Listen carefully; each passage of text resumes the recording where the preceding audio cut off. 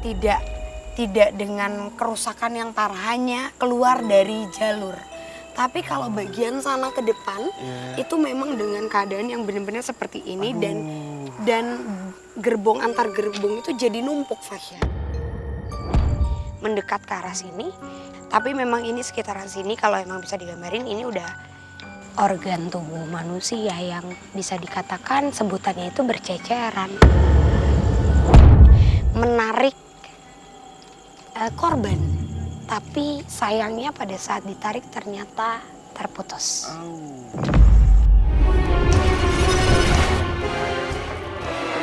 Sosok perempuan yang sepertinya dicekuk.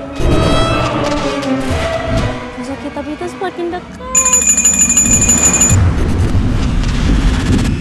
Ini dia nih Kaprisri relnya.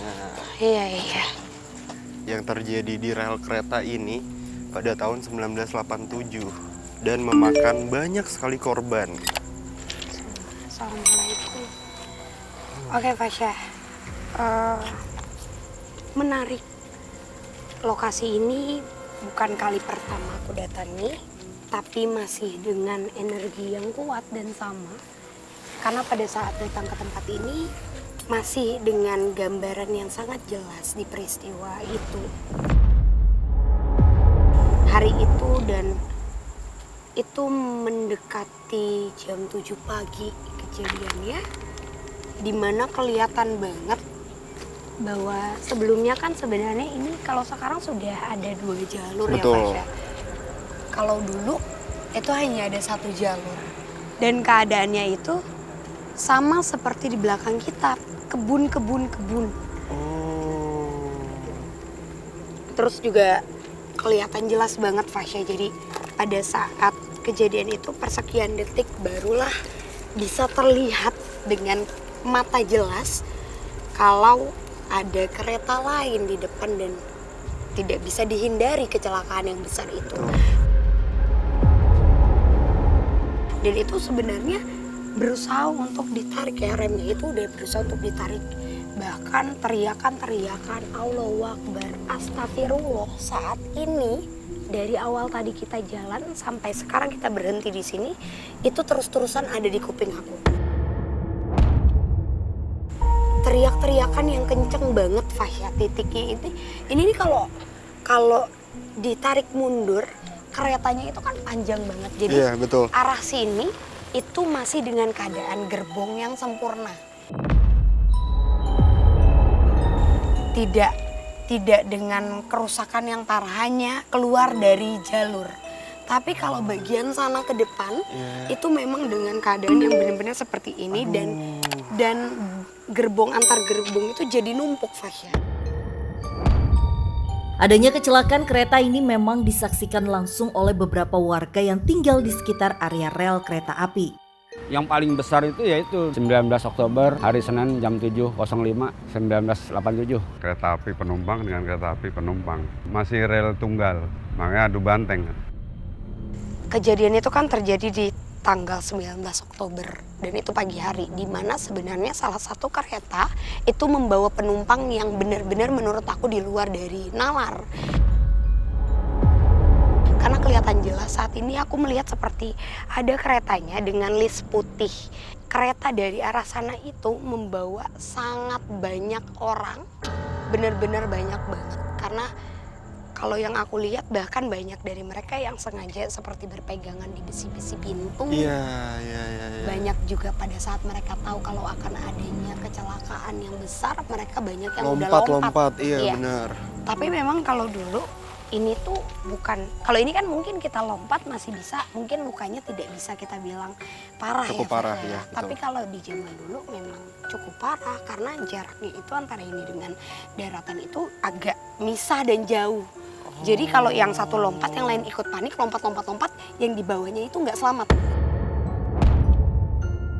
Banyaknya penumpang pada salah satu kereta akhirnya semakin memperparah kecelakaan dengan banyaknya korban yang berjatuhan. Jadi ini bisa dilihat kalau dari secara pandangan aku di sekitaran kita ini mendekat ke arah sini. Tapi memang ini sekitaran sini kalau emang bisa digambarin ini udah organ tubuh manusia yang bisa dikatakan sebutannya itu berceceran.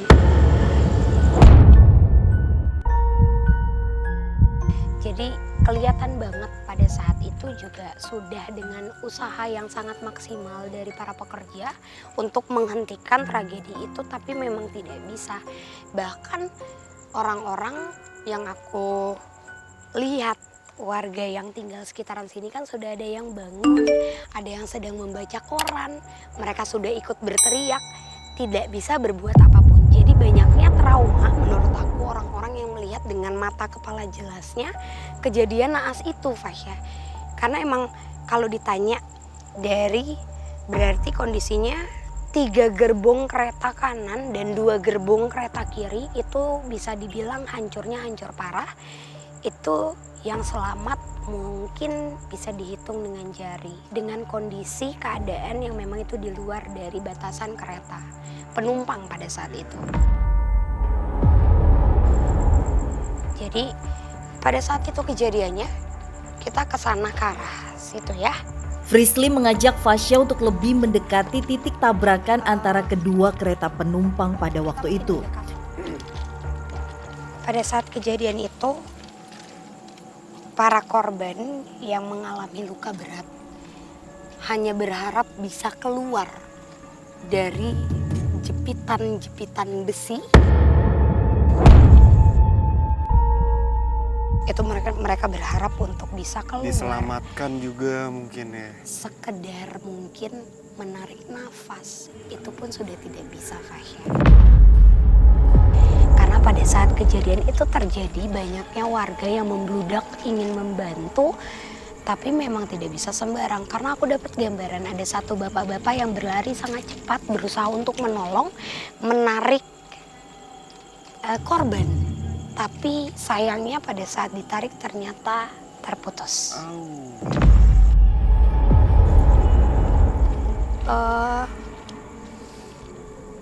Ada yang melambaikan tangan ke arah kita. Dari arah mana? Pohon pisang yang jatuh dan itu di depan bambu, itu daunnya juga gerak. Oh iya. Yuk coba kita ke sana. Frisly mencoba untuk mendekati sosok yang ingin Ini masih berkomunikasi gerak, dengan dirinya. Dapat ya? Oke. Ini titik temu antara 2 kereta yang mengalami kecelakaan itu, Fasya. Oh di sini ya. Titik temu terakhir itu di sini. Dan saat ini ada sosok bernama Nenek Mina yang turut menjadi korban dari kejadian tersebut. Sosok ini mungkin gak asing untuk orang-orang Kebumen. Kenapa aku bilang gak asing? Residu energi di sekitaran sini menunjukkan bahwa aura paling terang dan menunjukkan dia. Ada suara dari Ya. belakang. Gak apa-apa, mereka semua mendekat, Fasya. Eksistensinya hadir dan paling besar itu di titik ini. Pada saat kejadian, Fasya, Nenek Mina membawa 4 cucunya. Pandu, Abdu, Aini, dan juga Junet. Itu ada 4 orang cucunya dan salah satunya itu sekarang sosok ini menangis karena adanya rasa penyesalan. Karena sebenarnya orang tua dari cucunya atau anak dari Nek Mina melarang Nek Mina untuk membawa pergi anak-anaknya.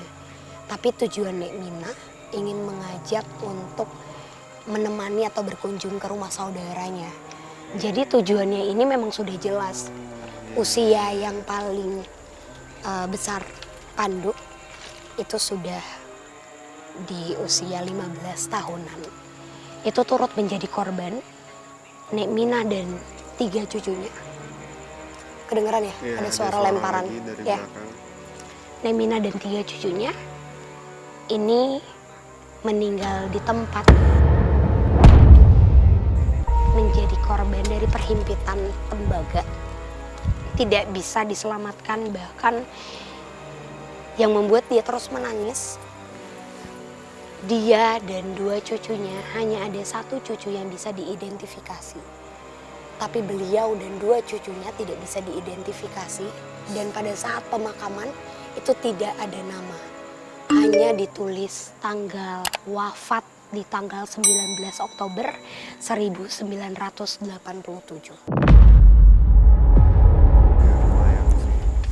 Apa ada hal yang mau nenek sampaikan mungkin melalui saya? Berarti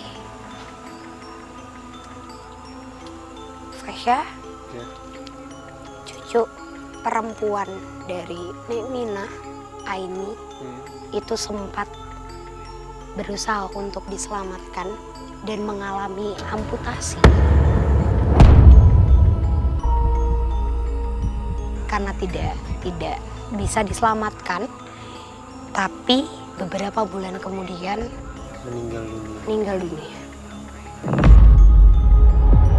Karena bisa dibilang itu kerusakan yang fatal dan harus dipulangkan karena tidak ada biaya dari keluarganya. Dan menurut Nek Mina, sampai kapanpun dia ingin dikenang ini menjadi tempat atau wisata terakhir untuk dia dan 4 cucunya. Terus juga selain dari Nek Mina, ada banyak banget sosok-sosok di sini. Tapi yang menariknya biasanya Fasya, ngomongin tentang kecelakaan kereta.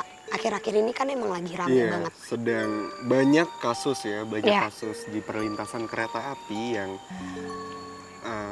memakan korban juga Kak Frisly, walaupun mungkin tidak sebesar ini dan amit-amit jangan sampai tragedi ini terulang kembali. Amit-amit. Bahkan di sekitar sini pun belum lama ada Kak Frisly. Iya, beberapa hari yang lalu sebenarnya ada yang meninggal. Kalau kalian tanya, benar nggak sih perlintasan ini itu ramai dengan mereka? Benar. Selain dihuni dengan mereka-mereka yang menjadi korban, banyak banget sosok-sosok yang merasa kalau dia sudah dari lama ada di sini dan terus akan mencari teman. Jadi sosok ini bisa mungkin lebih sering dikenal dengan hantu buduk. Sebentar Kak Frisly, aku juga mendengar dari warga bahwasanya belum lama ini tuh ada juga kakek-kakek yang mencoba menyeberangi rel kereta di daerah sini juga dengan kisah hampir mirip seperti si Nenek Mina ini.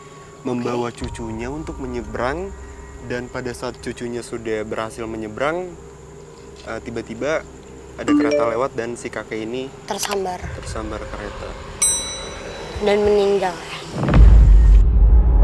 Adanya sosok Nek Mina bersama keempat cucunya ini ternyata beberapa waktu lalu juga terdapat sebuah kejadian yang hampir sama di daerah ini. Orang sedang nyebrang, ya dia mau ke pasarnya sama cucunya, dia kerja di pasarnya. Kalau bareng sama cucunya ada nyebrang duluan, itu ketabrak. Di sekitaran ini sekarang nih kita lagi jalan melewati sosok-sosok residu energi korban. Dan di belakang ini, atau aku sih bisa yakinin kalau ini adalah sosok dari awal pejuang kita, Mbah Tarmin. Tapi sosok ini malah positif. Biasanya beliau akan memberikan tanda melalui mimpi kepada warga atau bisa dikatakan sepuh. Orang yang memang sudah tua tinggal di sini, lewat mimpi dikasih tahu kalau anak dan cucu tidak boleh melewati atau bermain di sekitar sini. Maka akan terjadi kejadian tragis. Adanya sosok si Mbah ini memang dulu sebelum terjadinya kecelakaan kereta api di tempat ini, ada seorang sesepuh yang dulu sudah diingatkan untuk menjauhi area rel kereta api. Kalau masalah musibah begitu sebelumnya diingetin, tolong ya nitip cucu-cucu nih, besok menjadi kejadian besar gitu. Tunggu. Ini beneran Fasya? Iya. Kayaknya itu salah satu yang negatif nih. Frisly tiba-tiba saja merasakan adanya sosok negatif yang ada di tempat ini. Frisly pun mencoba untuk mengejar sosok tersebut. Ada apa Kak Frisly? Fasya, kita turun ke bawah. Fasya, menurutku Fasya, ini juga salah satu titik di mana adanya sosok yang cenderung lebih negatif. Kenapa aku bilang negatif? Karena aku yakin sosok ini seringkali menampakkan diri, bahkan bisa kita bilang ini siluman. Itu di pohonan, itu ada orang, bang tolong bang. Sampai saya bilang begini, ntar gue tolongin, lu kan gue udah tolongin, kok lu ganggu gue? Sebelum adanya tragedi itu, dan pemicunya adalah tragedi di tahun 1987 itu yang sangat besar dan memakan Banyak sekali korban ya. lebih dari 200 korban yang tidak selamat pada saat kejadian itu membuat makhluk jin yang memang menyukai ketakutan manusia dan memakan cara mereka untuk bercerita secara manipulatif itu makin aktif. Dan menurutku sampai saat ini siluman itu masih ada karena memang adanya seperti gerbang dimensi yang terbuka pada saat kejadian itu. Jadi pada saat sebelum adanya kecelakaan itu udah kayak ada batasan. Dalam artian mau orang pekerja manapun atau warga sekitar yang meneriaki itu nggak mungkin bisa kedengeran. Karena banyaknya perkumpulan energi dari yang negatif disatukan dan menjadi satu gerbang gaib yang besar. Jadi si sosok ini tuh membuat orang yang lewat sini itu tidak bisa mendengar adanya kereta. Dibikin berkabut. Jadi pada saat kejadian itu kenapa aku bilang mungkin baru bisa ngelihat persekian detik bahwa adanya kereta lain di depan, itu depannya tuh dibikin berkabut. Karena memang mungkin sebutannya kalau kita bilang terkenal dan dikenal oleh masyarakat itu seperti hantu budek. Hantu yang sengaja untuk mencari korban di perlintasan kereta api manapun. Oh berarti itu sosok seperti itu tuh memang benar ada? Benar, Fasya. Adanya cerita rakyat mengenai sosok hantu budek di setiap perlintasan kereta api ternyata memang benar adanya. Karena bukan hanya tragedi 1987 saja yang pernah terjadi di tempat ini, karena pada kenyataannya tempat ini memang sering memakan banyak korban dengan cerita tersambar kereta api maupun mereka yang tertabrak kereta api di area ini. Perlahan tapi pasti, seluruh cerita tragedi yang memang pernah terjadi di tempat ini mulai terkuak. Bahwa ternyata terdapat sosok lain yang juga ikut memperparah terjadinya kecelakaan dan juga kecelakaan lain yang juga terjadi di tempat ini. Kereta Indosemen dengan truk pengangkut batako ada di pintu kereta, lintasan pintu kereta Bintaro. Nggak jauh dari TKP, itu jam 8 malam. Si sosok siluman ini tuh ada kaitannya nggak sih sama tragedi yang terjadi di sini? Dan pada saat tragedi itu atau kecelakaan itu berlangsung ya di tempat ini? Saat ini aku tadi kayak coba mastiin lagi apa itu karena tadi itu seperti bentuk dibilang manusia bukan manusia, dibilang gumpalan asap juga sudah berbentuk. Makanya aku kayak iya bukan dan aku coba tegesin ternyata memang di titik sinilah tempatnya ada rumahnya dia. Terus juga kalau ngomongin tentang tragedi Fasya, karena tadi kita sudah mendapatkan cerita dari kejadian Nek Minah dan Pak cucunya, terus juga Mbah yang memberikan mimpi, aku dapat gambaran kalau adanya kerumunan warga yang bergegas untuk menyelamatkan dan membawa para korban ke satu gedung atau aula atau Untuk tempat dievakuasi. Iya, tapi memang 95%-nya tidak selamat di sana. Frisly melihat banyaknya warga yang sedang mengevakuasi para korban. Frisly pun bergegas untuk mengikuti kerumunan warga tersebut untuk menuju titik akhir evakuasi.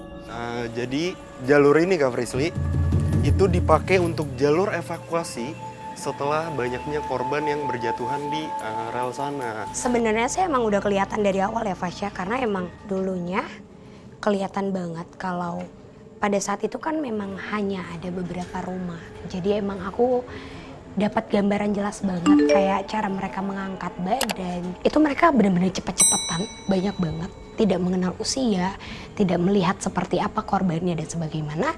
Mereka benar-benar larinya tuh cepat banget, Fasya, benar-benar kayak ngelewatin ini tuh Frisly lebih cepat banget. mencoba untuk memperagakan bagaimana warga untuk saling gotong royong membantu menyelamatkan para korban. Sebelum dievakuasi ke rumah sakit besar, ada satu gedung menjadi titik utama dari evakuasi tersebut. Betul. Jadi itu kayaknya emang lewat sana. Ada iya di sebelah sana, tapi Gedungnya kayak gedung pertemuan masyarakat yang tinggal di sini dari dulu ya. Iya betul. Kita coba untuk mendekat ke gedung kali ya, Fasya ya. Iya. Frisly mengajak untuk melanjutkan penelusuran menuju salah satu gedung yang berada di dekat area ini, di mana gedung ini dulunya dipakai untuk mengumpulkan para korban tragedi 1987. Tapi memang benar, ini dia tempat evakuasi dari korban-korban kejadian tersebut. Tapi aku malah tertarik banget sama pohon yang ada di dalam pagar itu, Fasya. Pohon ini? Yap. Entah apa yang dilihat oleh Frisly, nyatanya ia lebih tertarik dengan salah satu pohon yang ada di samping gedung aula ini. Sebenarnya malah aku bertemu dengan sosok yang sudah lama memang ada di sini dan ini menggambarkan pada saat kejadian itu. Dimana banyaknya bagian tubuh manusia yang memang tidak lengkap.